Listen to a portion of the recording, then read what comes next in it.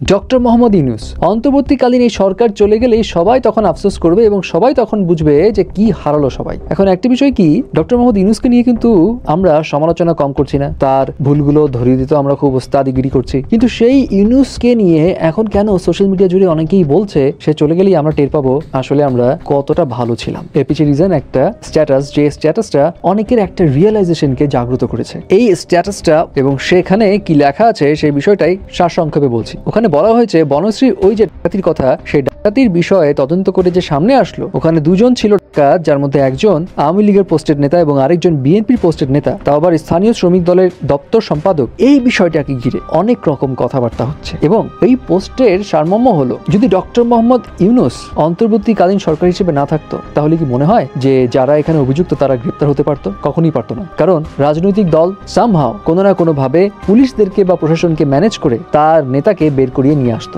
এবং এই পোস্টে এটা উল্লেখ করা হয়, অনেকে যে আমরা এটা বলছি যে ডক্টর মোহাম্মদ ইউনূস কন্ট্রোল করতে পারছে না, কন্ট্রোল করতে পারছে না, বিচার ব্যবস্থা ঠিকঠাক মতো মেনটেন করতে পারছে না, সেগুলো নিয়ে ওখানে বলা হচ্ছে বিচার হচ্ছে না। এটা সত্যি, কারণ আমাদের দেশে আইন তো সহজ না, অনেক সময় লাগে, আমাদের বিচার ব্যবস্থাই এমন। বাট সরকারের কাজ গ্রেপ্তার করা, এবং সরকার কি গ্রেপ্তার করছে? শুনে অবাক হতে পারেন, করেছে। গত কিছুদিনের বেশিরভাগ কেসের আসামি জেলে সরকার ধরে ফেলেছে। আসিয়ার অভিযোগ পাওয়ার সঙ্গে সঙ্গেই গ্রেফতার করেছে ইউনূসের এই অর্থব সরকার। রাজনৈতিক সরকার হলে কি করতো? অমুক এমপি, তমুক নেতা, ইভেন মন্ত্রী ফোন করে বলে দিত আমার লোক ধরা যাবে না, ধরতই আর না, যেটা আমরা আওয়ামী লীগের আমলেও দেখেছি। এবং ইউনূসের এই অর্থব সরকারের সবচেয়ে বড় পজিটিভ দিক হলো ইউনূসের পোষা লোকজন নাই, যাদের সেফ দিতে হবে। ম্যাক্সিমাম উপদেষ্টাদের সন্তানরাও থাকে দেশের বাইরে, এদের কোনো ক্যাডার বাহিনীও নাই, ফলে কেউ ওসিকে ফোন দিয়ে আসামি ছাড়তে বলছে না। বাট রাজনৈতিক দলে লাখ লাখ ক্যাডার বাহিনী আছে, এরা অপরাধ করলে এদের এত সহজে ধরা যাবে না ভাই বোনেরা। আর ক্ষমতা যেদিকে, পুলিশও সেদিকে। এবং সেই পোস্টে এটাও বলা হয়, অনেক রাজনৈতিক দল যে এখন বলছে ইউনূস দেশ চালাতে পারছে না, তারা দেশ চালাতেও ঠিকঠাক মতো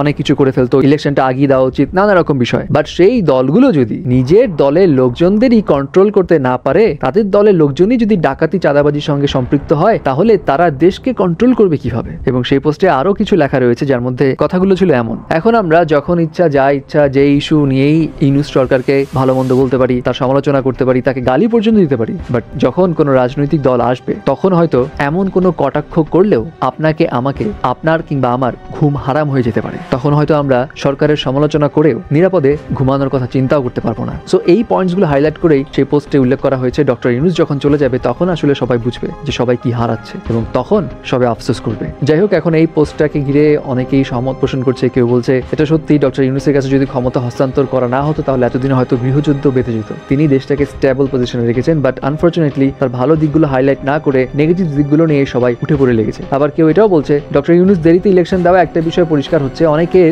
মুখোশ উন্মোচন হচ্ছে, কে আসলে কিরকম সেই বিষয়গুলো পরিষ্কার হচ্ছে একটু একটু করে।